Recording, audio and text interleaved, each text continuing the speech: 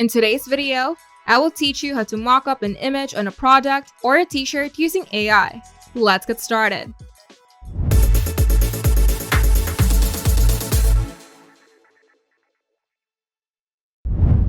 First, open your browser and go to Photo or AI Image Generator. Then choose the text-to-image option to generate your mockup from a prompt. In the text box, describe exactly what you want your product mockup to look like. The more descriptive you are, the better. And if you need help for the text prompt, you can click the icon next to the Generate button. Here, you can either get inspiration or let AI enhance your prompt. Now we're going to set the style and settings. Under the photography style, select the commercial product.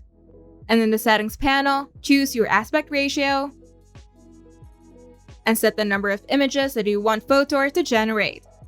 And once your prompt, style, and settings are ready, you can click Generate and wait a few seconds as the AI creates your mockups.